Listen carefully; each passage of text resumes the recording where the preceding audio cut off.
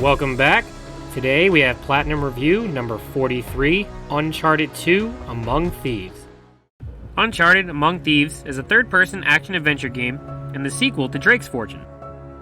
Originally released in 2009 for the PlayStation 3, Among Thieves was remastered in 2015 as part of the Nathan Drake collection for the PlayStation 4, and it is this version that I played.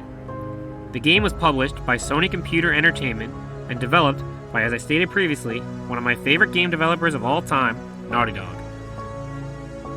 I did not tell half of what I saw, for I knew I would not be believed.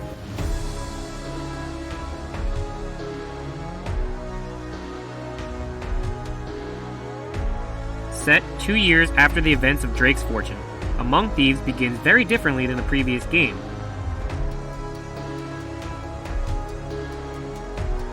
Nathan Drake awakens bloody and injured on what appears to be a derailed train.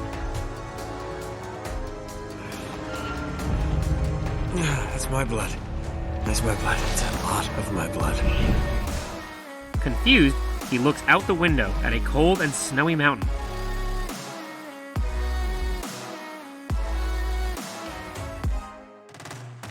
But before he can fully grasp the situation, the train begins to fall backwards, and Nate must, despite his injuries, climb through the train to safety.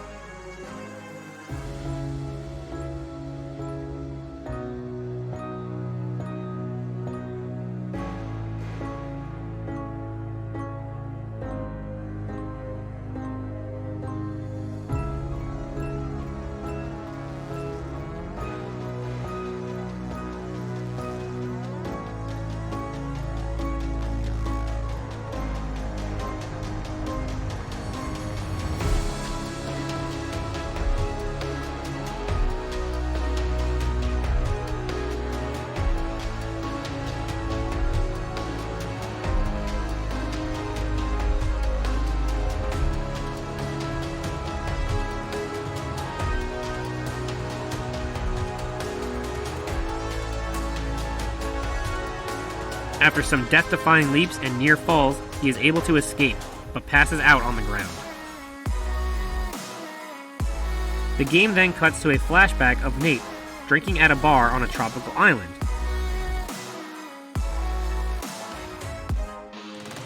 He is approached by an old friend and associate, Harry Flynn. Hey! What the hell are you doing here? I'm looking for you, mate. Flynn has a client with a very expensive job request. He's willing to part with a huge sum of cash if we acquire a certain object for him. Right, I'm listening. Now, you're not gonna like this. The client would like them to steal an object from the Marco Polo exhibit inside the Istanbul Palace Museum. We both know two people who were killed trying to lift something out of this place. One who made it out. Yeah, barely.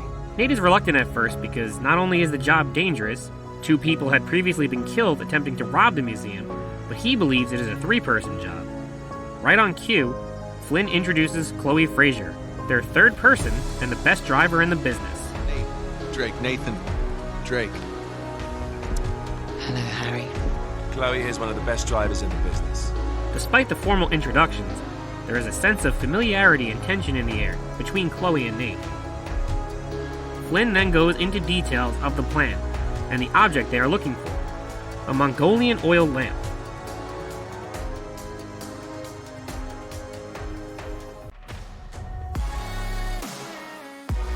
Flynn's client believes the oil lamp holds the secret to finding Marco Polo's lost fleet of 13 ships full of gold from Kublai Khan.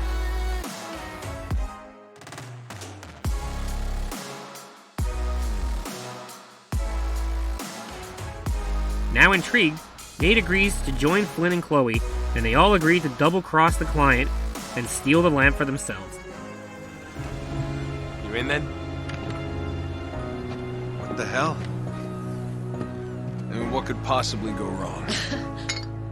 Now back on the cold mountain cliffside, Nate lies on his back, weak and wounded. He slowly makes his way through the wreckage and up the mountain. He encounters some enemies along the way, and the player is reacquainted with the gunfight mechanics. Eventually, Nate can go no farther, and he passes out once again. Flashing back once more, Nate is lying on his hotel room bed when there is a knock on the door.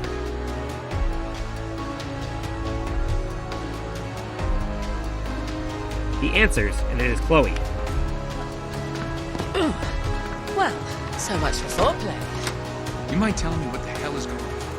The vibes from earlier turned out to be true, as Nate and Chloe are ex-lovers, but Flynn is unaware of this. Let's not forget who walked out on whom. After all, you don't get to be jealous. Wait a minute, Chloe. If it makes you feel any better, my relationship with Flynn is strictly professional. He's gonna be pissed. He's gonna be fine. They rekindle their romance, and the game brings us back to the injured Nate of the present time. I'm not sure what happened to Elena, as it seemed her and Nate would be together at the end of Drake's Fortune, but I guess they went their separate ways. Anyway, the injured Nate continues to make his way through the wreckage until he stumbles upon a dagger-like artifact in the snow.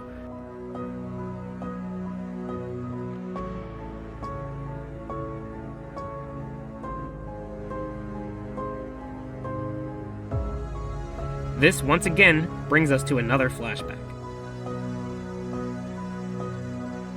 This time, we see Chloe, Flynn, and Nate riding towards the Istanbul Museum in a small raft in the middle of the night. We get a time frame, as this is 4 months prior to the train derailment.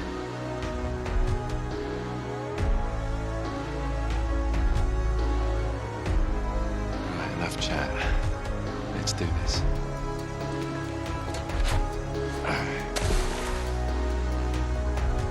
Nate and Flynn split off from Chloe and make their way through the sewers and into the museum.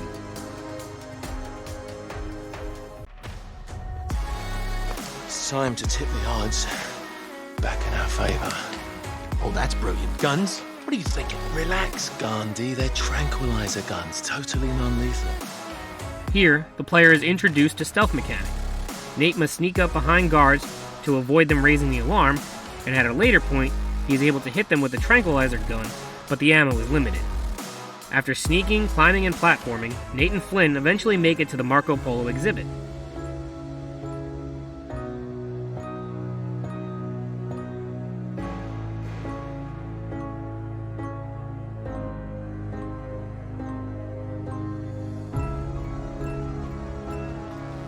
Inside, they find the lamp, but after smashing it open, only find empty parchment and resin.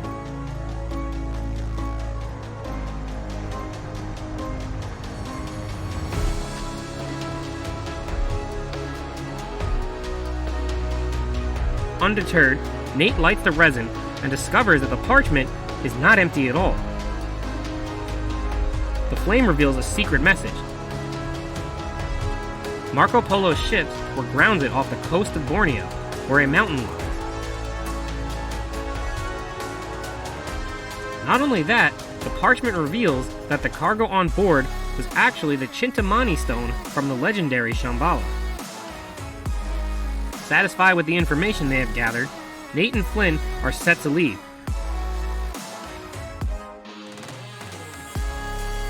But there's only one problem. Flynn has no intention of escaping together. No, you had a plan. Turns out I've got one of my own. Only you overlooked one little detail. Didn't you, partner? He double-crosses Nate and leaves him behind after setting off the museum alarms. Right, that's my cue. No hard feelings, yeah?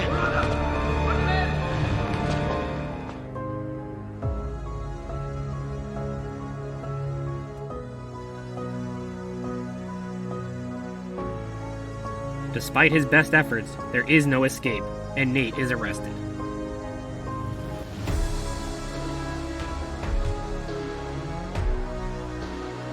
After 3 months behind bars, Nate is finally free when his longtime partner and familiar face Sully shows up. Oh, what a shame. Sully! I really can't leave you alone for a minute. Sully is not alone though, as it was actually Chloe who informed him of Nate's whereabouts. Understandably upset, Nate does not trust Chloe, and doesn't believe her when she swears she wasn't in on the double cross.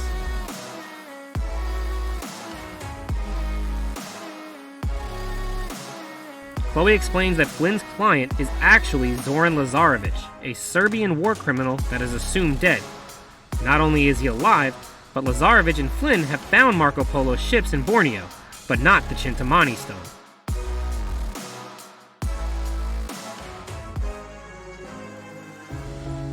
Looking for payback, Nate agrees to team with Chloe and Sully to try and find the stone before Flynn, accepting Chloe's story as truth in the process. Look, they called it the wish-fulfilling jewel. It's a sacred object. What, like a Buddhist holy grail? Exactly. As part of their plan, Nate needs to gain access to Lazarevic's files on the Chintamani stone. Files are in his tent, and his tent is in the middle of the camp. It's like an armed compound. There are soldiers everywhere. Well, that's why it has to be an inside job. From someone they know and trust. It is decided that Chloe will act as a mole and infiltrate Lazarevic's camp by re-teaming up with Flynn, who doesn't know of her current association with Nate and Sully.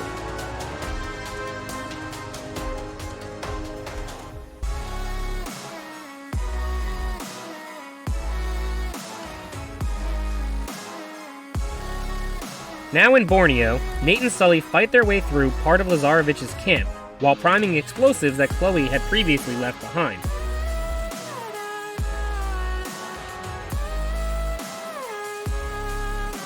At this point, the player is introduced to the mechanics of hand-to-hand combat, and after a few fights, Nate and Sully spot Lazarevic in the heart of his camp.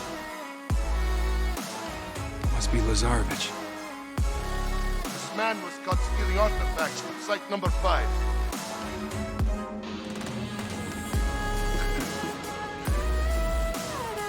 You would betray me for this? No, Zoran, I can't explain. They discover that he is a cold and ruthless killer, with little patience and a very dangerous attitude. What do you say we really ruin this guy's day? Do it. From a distance, Nate and Sully trigger the primed explosives and sneak into the camp to look through the files on the Chintamani stone.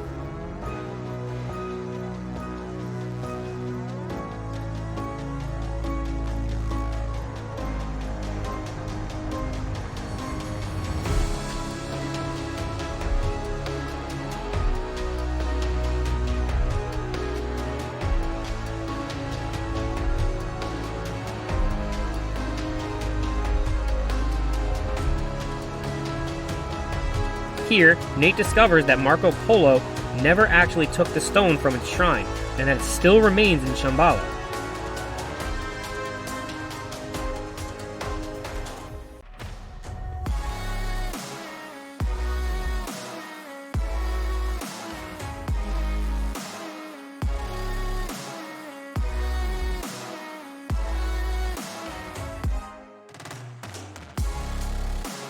He further determines that the most likely trail back to Shambhala would be found at higher elevations nearby.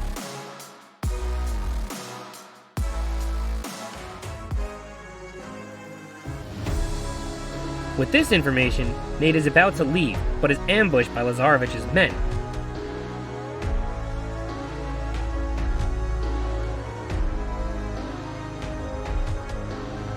Nate and Sully take them all out and meet up with Chloe at a higher point far outside the camp.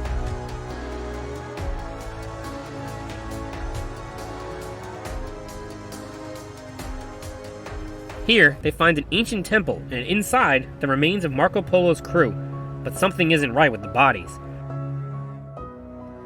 The teeth are completely black, there are blood stains everywhere, and it appears as if they killed each other. Continuing through the temple, Nate finds a map, and the dagger-like object we saw earlier, which is actually a Tibetan ritual object known as a purba. The map shows that the entrance to Shambhala will be found in a temple between Greater India and Tibet, which turns out to be Nepal.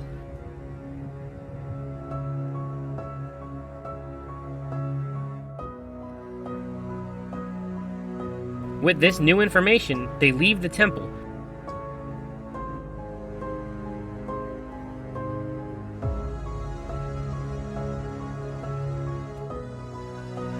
God damn it. Come on. Hurry!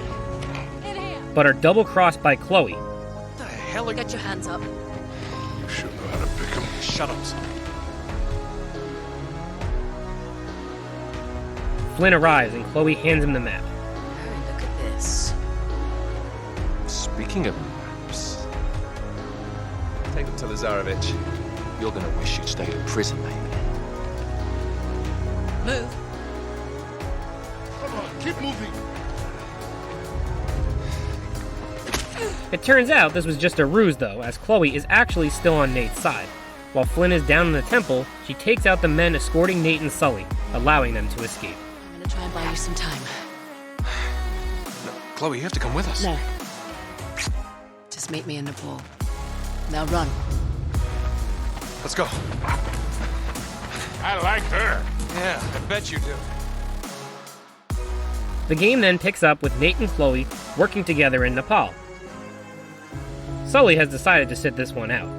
The city is on the brink of civil war, with gunfire and fighting happening all over. Yeah, well, all the chaos provides some cover while he destroys the city looking for the right temple. Nate, are you alright? I've been better.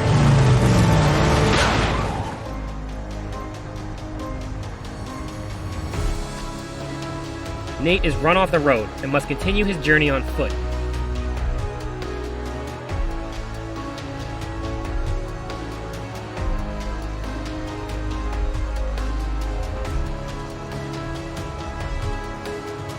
He fights his way through numerous intense battles, running from vehicles, avoiding turret fire, and a new enemy type with a protective shield. When it seems as if Nate's luck has finally run out, Chloe provides supportive firepower, and they look for the temple. Well, it isn't as worth saving. Oh. Is that an ancient Tibetan ritual dagger in your pocket? Oh, maybe I'm just happy to see you. Yeah, hello. They move through burning buildings that have been ripped apart by bullets and explosives, and fight through even more gunfights and bullet-spongy enemies, until they reach the tallest point in the city.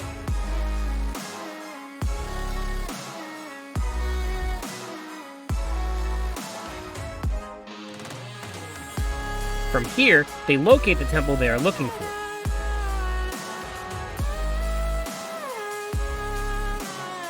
The only problem is, it is in the heart of the chaos and warfare.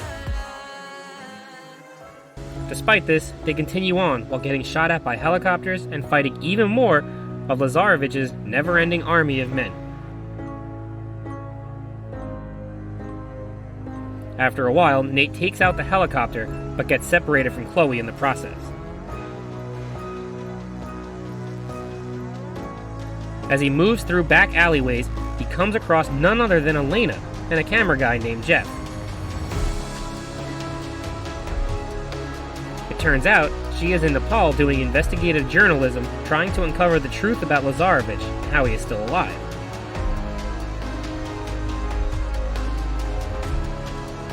Chloe reconvenes with them, and after some awkward back and forth, in which Elena calls herself last year's model, they agree to stick together. No. Glad you find this so funny. Well, I never figured you for the white bread picket fence type. She's a lot tougher than she looks, thank you. Just ditch him in the middle of this mess. They're only going to slow us down. Chloe. If Lazarevich catches you and me together... I'm not leaving them behind. You don't always have to play the bloody hero, you know?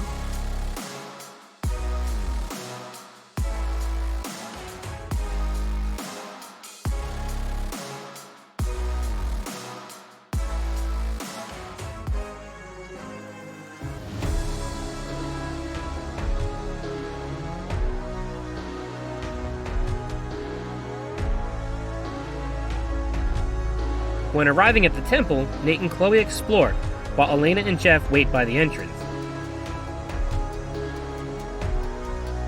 Inside, Nate uses the Purba to unlock a secret passage beneath a large statue. He then puzzle solves and parkours his way to the deepest part of the temple, where he discovers that the entrance to Shambhala is found in the Himalayan mountain. You see the shape of that peak there? Uh-huh. Entrance to Shambhala must be right here. So, we did it. We did it. Yes. We did it.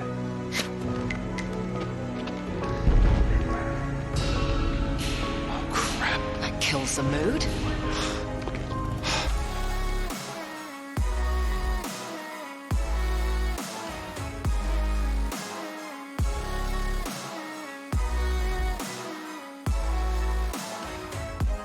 While exiting the temple, Nate and Chloe are ambushed by Lazarevich's men. They shoot their way out and meet up with Elena and Jeff, who are caught in a gunfight themselves. In the crossfire, Jeff is shot and badly wounded. I'm okay. Let me see. Oh. All right, you're gonna be fine. All right? Think you can stand? I think so. All right, come on, I'll help you. No. No, leave that. It's busted anyway. Here we go. Up. Nate. He's fine. Aren't you, Chief? All right, get the door open. Chloe wishes to leave Jeff behind, as he will just slow them down and get them all killed, but Nate refuses and helps lean Jeff on his shoulder to help him walk. They slowly make their way through alleys and buildings in an attempt to escape. He is as good as dead already, and so are we if we don't go now. Then go. Yeah, nobody's stopping you. Chloe. I was trying to save your skin. Unfortunately, after a while, Flynn and Lazarevich catch up to them. Chloe once again pretends to switch sides in an effort to save Nate.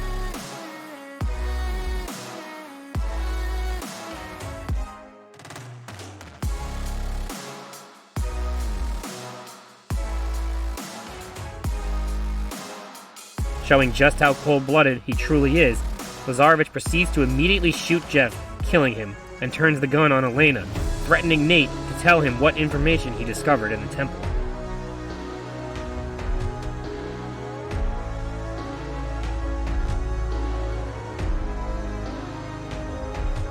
Flynn takes Nate's map and gives it to Lazarevich.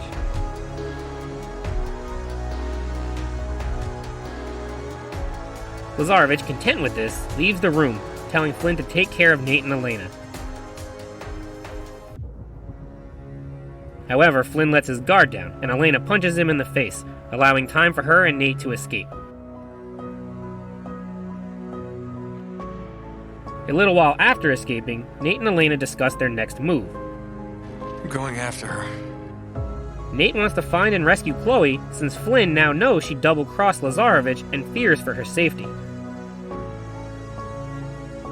Elena doesn't trust Chloe's intentions, but agrees to help Nate anyway. She was about to pull the trigger too. They just beat her to it. It's complicated. Honor among thieves, huh? Something like that. Together, they fight their way to the train yard, where they spot Chloe in the distance, being put onto a train that is about to leave. So you got a plan B? I'm working on it.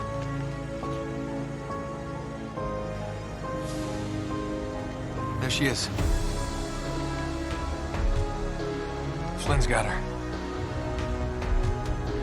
Second thoughts? Unfortunately, Nate is unable to fight through in time, and the train leaves. However, Elena plows through enemy lines in a stolen vehicle, and they chase after the train.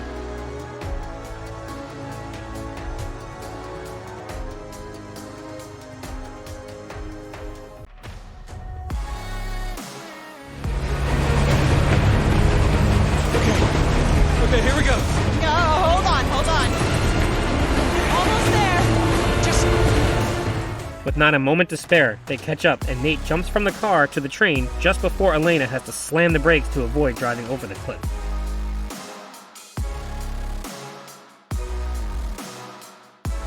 On board, Nate climbs and shoots his way toward the front of the train.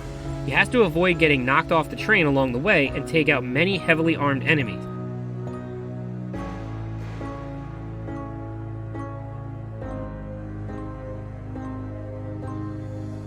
As he approaches the front, yet another helicopter bears down on him and starts firing on the locomotive.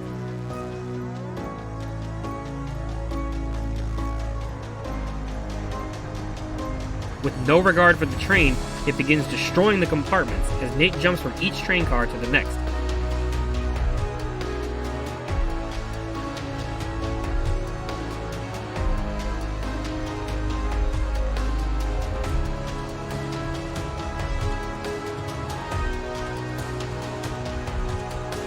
Luckily, the train enters a tunnel and the helicopter can no longer pursue, at least until the train comes out of the other side. Fortunately, Nate now has access to a turret and takes the chopper down.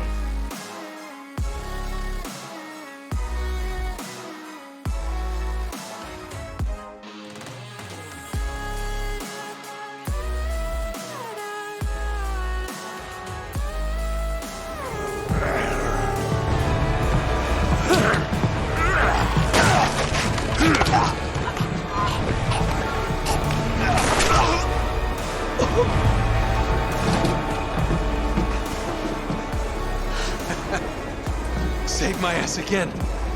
You alright? Finally, Nate reaches Chloe, who is surprisingly not happy to see him. I never asked for any of your bloody heroics. You made your choice. What did you expect me to do? I expected you to have my back. I had your back! How could you possibly with the other two on yours? Good luck with Flynn! They begin to argue, but out of nowhere, Nate is shot as Flynn appears behind Chloe. What? No witty remark? Nothing clever to say? Don't. Flynn is about to finish Nate off, but Chloe pushes the gun out of the way. Stop. Just let him go. Put him out of his misery! Nate is able to temporarily flee, but is pinned down in one of the passenger cars.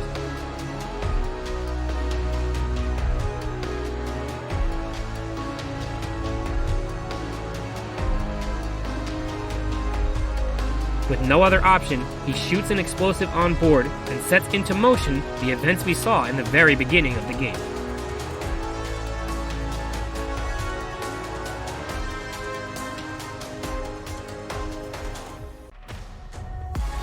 Injured and freezing, Nate wanders through the snowy mountain, desperate to make it out of the storm.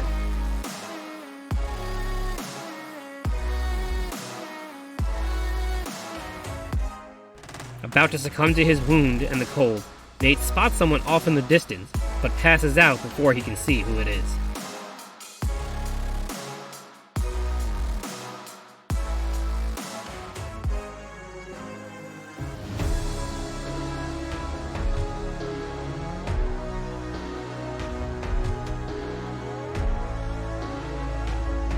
Later, Nate wakes, somewhat healed, and in a stranger's house.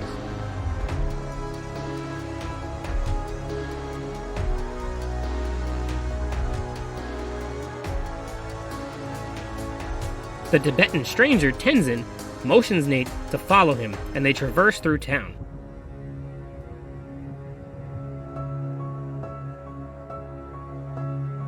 The hell am I? Sure. Nyenyam de sure.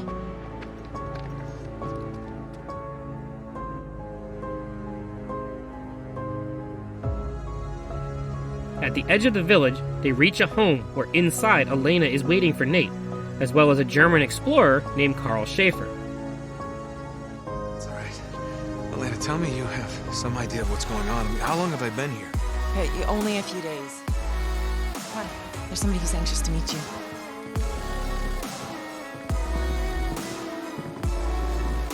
So, our mysterious guest awakes. Nate, this is Carl Schaefer.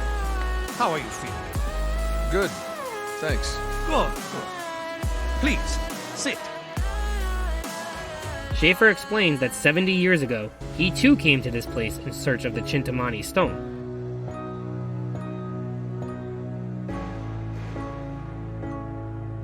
He was hired to find Shambhala, but is the only remaining survivor of the expedition.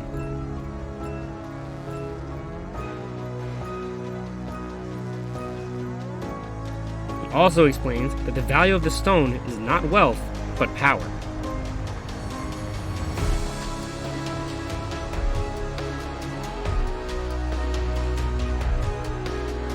Lazarevich wants the stone to make himself unstoppable.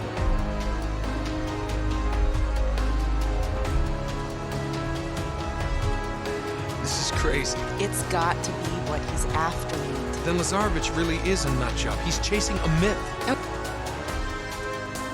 Nate is reluctant to believe the story and is ready to give up on his quest, but Schaefer asks him to follow Tenzin to the ice caves where the remains of his expedition are found and will prove to Nate the power of the stone.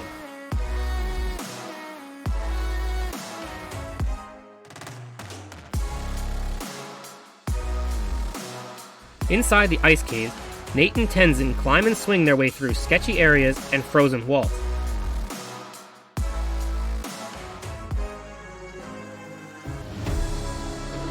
After a while, they come across a few dead wolves, but they appear to have been killed by some other creature. They continue through the caves and discover what killed the wolves. A large Yeti-looking monster shows up and attacks Nate and Tenzin. This bullet sponge is fast, strong, and deadly.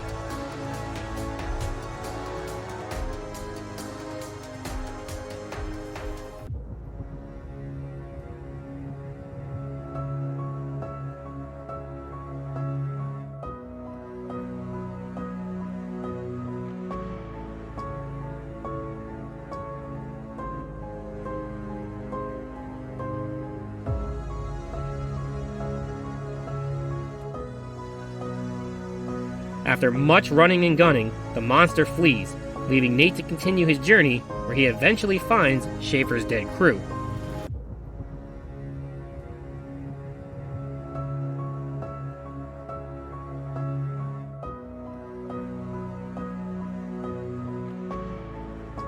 Let's hope there's another way out of here. Drake, they're a shot. This must be them. Schaefer's expedition.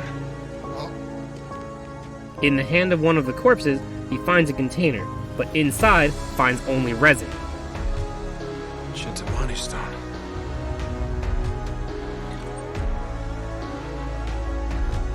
Huh.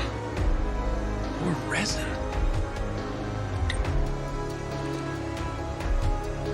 Hello. Upon further examination, he discovers bullet wounds in each of the crew members' heads and realizes that Schaefer killed his own men.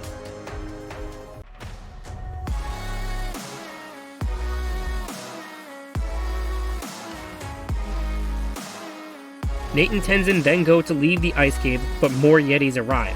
They're able to fight them off long enough to escape, but now discover Tenzin's village on fire and under attack.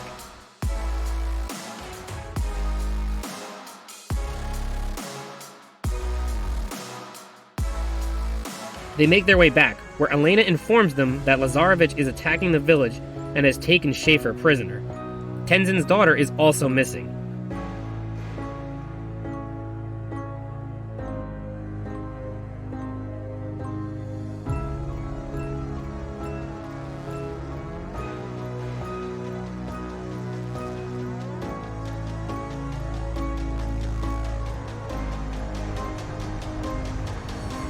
Nate and Tenzin fight through the village as they are assaulted with heavy enemy fire, including tanks and RPGs.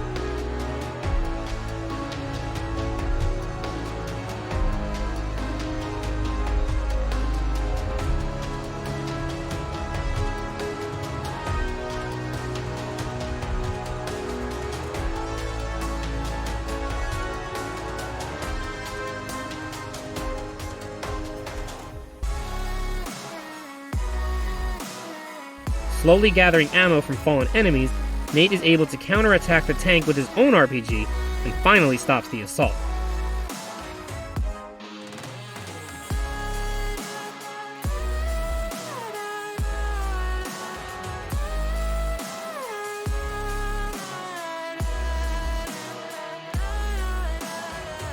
Tenzin is reunited with his daughter, who is found safe, while Nate and Elena drive after an enemy convoy to rescue Schaefer. They took Schaefer. Oh, God. It's because he had the dagger. I know. Hey! No time to argue. We got...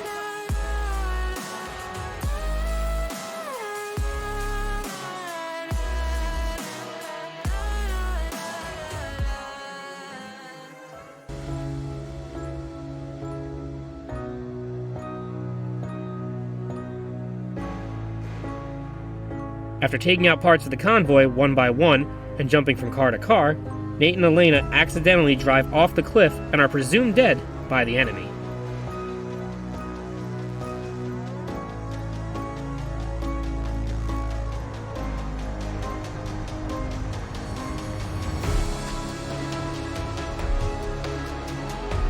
Miraculously, they are unharmed and regroup on the side of the road.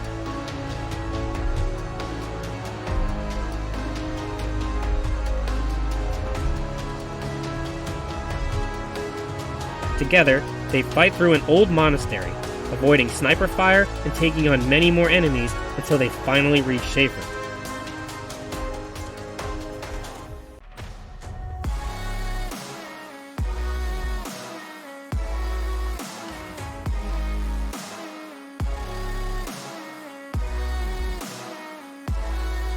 However, he is injured and dying.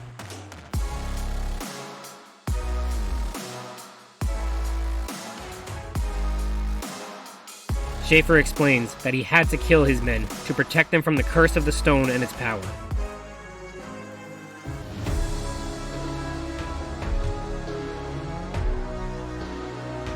With his final words, he tells Nate the entrance to Shambhala is within this monastery. But Lazarevich has taken the Purba, which is the key.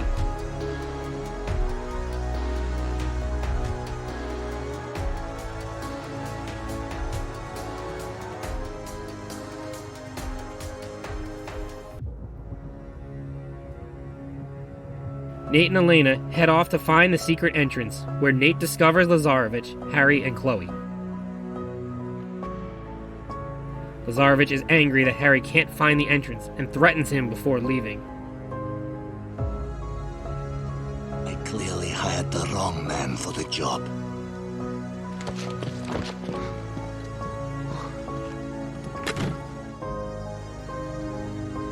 Harry then leaves as well, leaving Chloe alone with the Purba.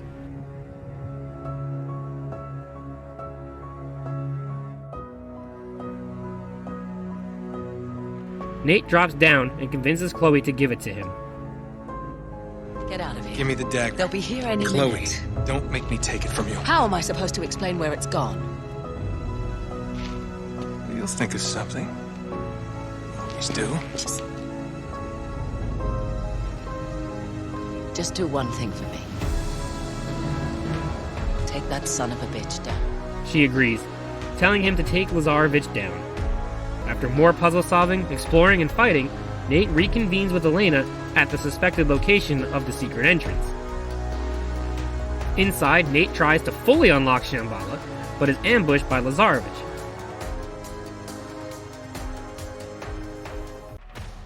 He takes one of Lazarevich's men hostage, but Lazarevich doesn't care and shoots his own man. Once again, turning his gun on Elena, Lazarevich forces Nate to drop his weapon.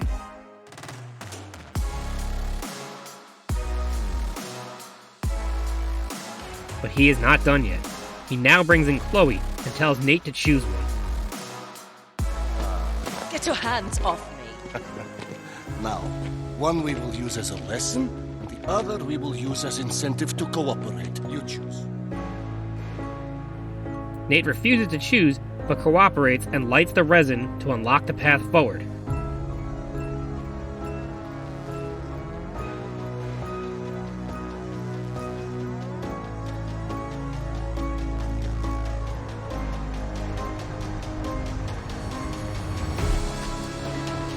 The never-ending opening of passages continues, though, as Nate and Flynn must work together to fix the bridge across the newly opened area.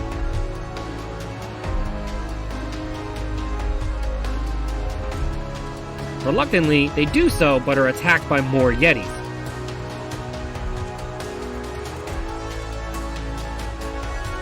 Flynn and Nate are overpowered and about to be crushed by the Yetis when Lazarevich kills them with one double-barreled shotgun shot.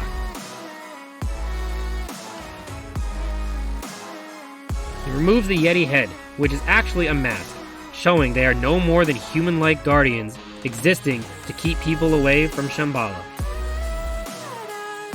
Not done with Nate yet, Lazarevich keeps him alive so he can see Shambhala and die, knowing he has taken it from him.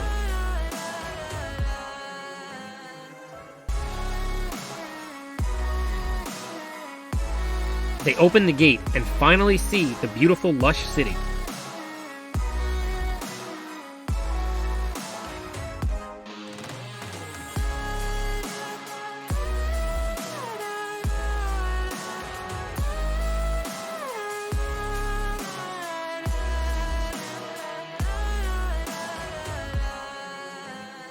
Now that Nate has laid eyes on Shambhala, Lazarevich is ready to kill him.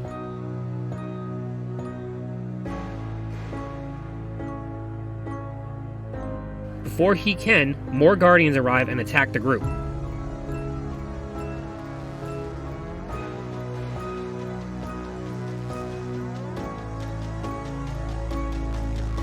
The distraction allows Nate, Elena, and Chloe to escape further into the city. They gather supplies and decide to go for the stone first and destroy it before Lazarevich can get his hands on it.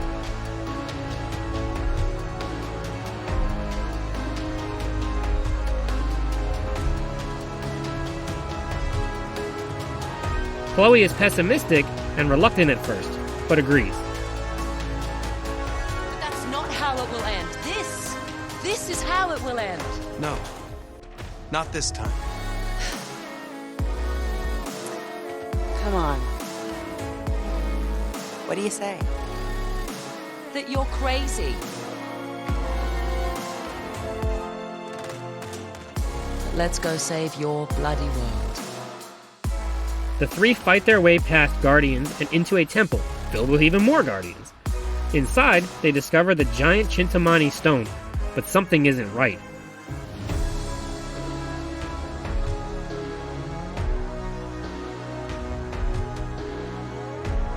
It turns out Marco Polo was wrong, and the stone isn't a sapphire, but amber taken from an ancient tree of life, the same resin Nate has been finding all along.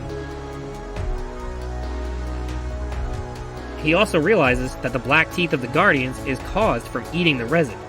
Doing so changed them for the worse, which is the fate Schaefer was trying to avoid for his men. Similar to Drake's fortune, the things that seem to be treasure really curse those that find it. Before they can stop Lazarevich, an injured Flynn stumbles into the chamber. Oh, Harry. What's the matter, mate? Disappointed Lazarevich beat you to it? Elena tries to reason with him, but Flynn has one last gift for them. An explosive he triggers, killing himself in the process and gravely injuring Elena. Okay, you're gonna be okay. Come on, we're gonna get you out of here. Come on. Stop, Lazarevich, go! Not a chance. Come on. Nate and Chloe carry Elena out, but are still being attacked by Lazarevich's never-ending army. After taking them out, Nate leaves Elena with Chloe to protect her and continues forward alone. Not without you. Look, if that stuff could really transform Lazarevich and his army... Please don't do this. If it could actually make him invincible, and I didn't try to stop it... But this is suicide. And you know it. Just go.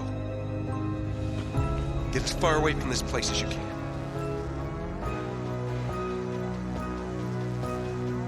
At the base of the Tree of Life, Nate discovers Lazarevich drinking the resin.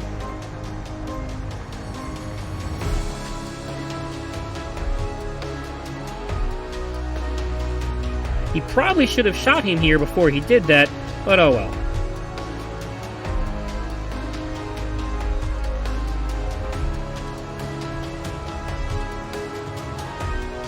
Lazarevich's wounds heal, and he now has incredible strength and senses.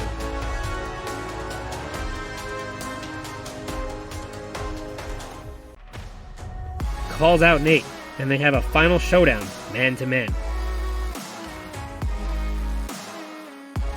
Nate fires on Lazarevich, but the bullets do nothing. He must strategically hit the resin pockets and damage him with the explosions.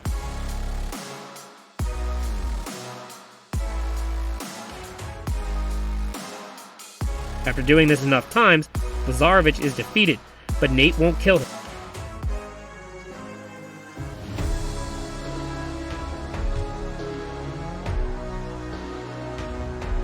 Do it!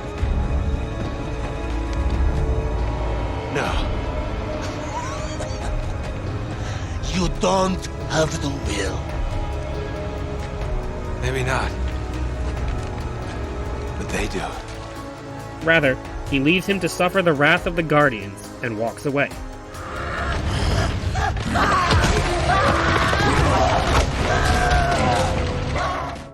With the city now crumbling, Nate reaches Chloe and Elena. Together, he and Chloe carry Elena out until they reach the village.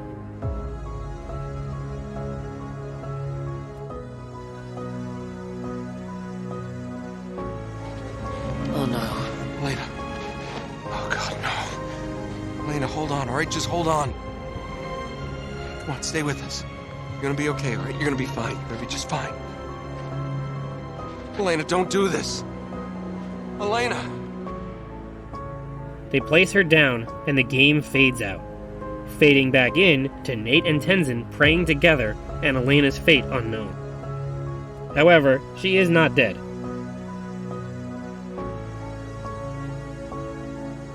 Chloe speaks with Nate, and after realizing that Nate truly loves Elena, she encourages him to tell her how he feels and leave.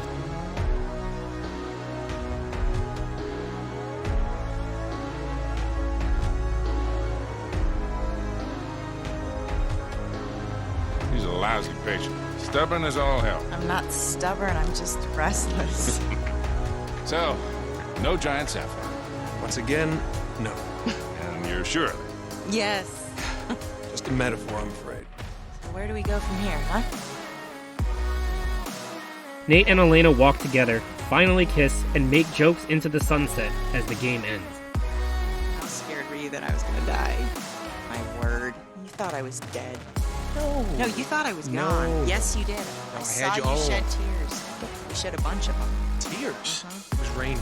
No, it was not. You were unconscious and it was It raining. was totally sunny out and you were bawling. Was it sunny? You were unconscious. Whatever. I kept your tears in a jar. I have proof. I'll give you 5. How's that?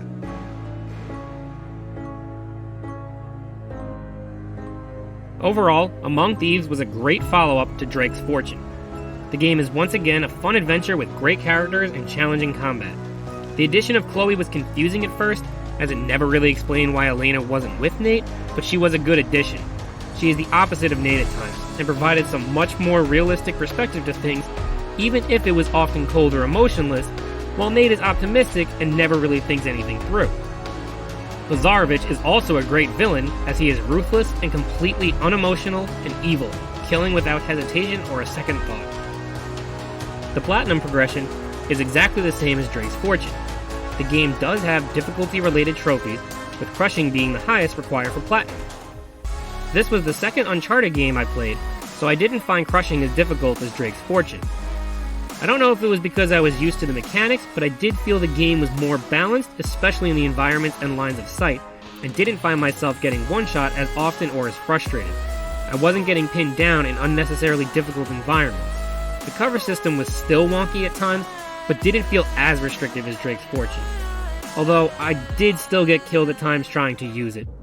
The difficulty trophies stack, so completing the game on crushing is all that is required to get all story-related trophies.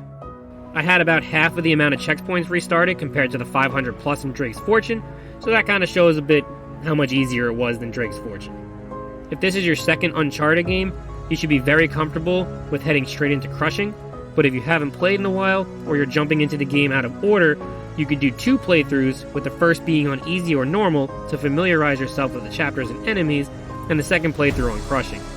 Although, I don't recommend playing the games out of order. Overall, when it comes to difficulty, Among Thieves was just a more polished version of Drake's Fortune. Uncharted, Among Thieves does have collectible related trophies.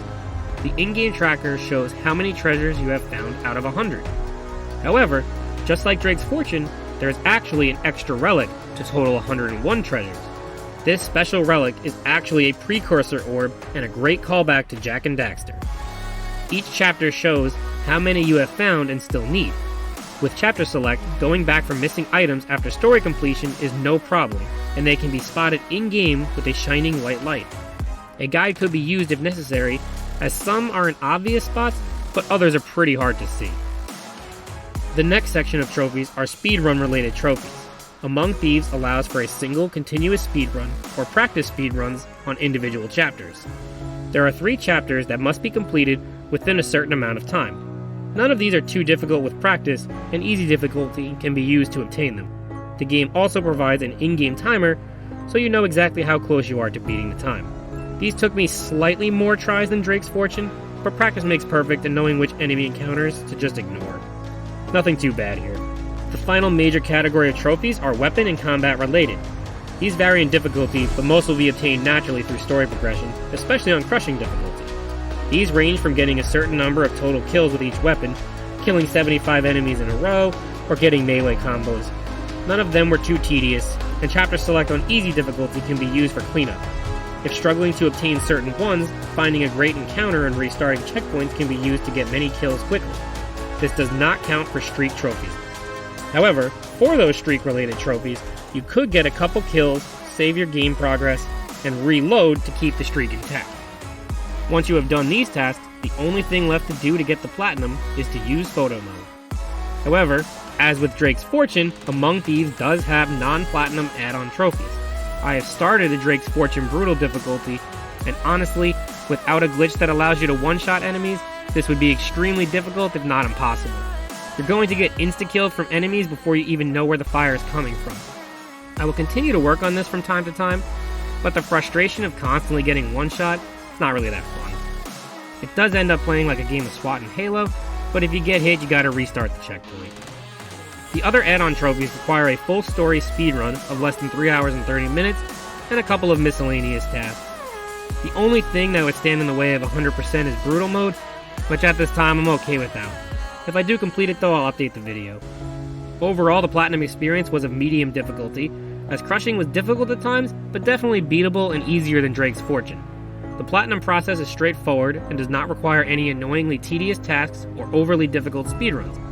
If you enjoy things like Indiana Jones, National Treasure, or Pirates of the Caribbean, then this game will be right up your alley. I would recommend playing this game and going for the Platinum for anyone who is a fan of third-person action-adventure games, and especially anyone who's a fan of the Uncharted series, Drake's Fortune in particular. Thank you for watching, and I'll see you next time for Platinum Review number 44.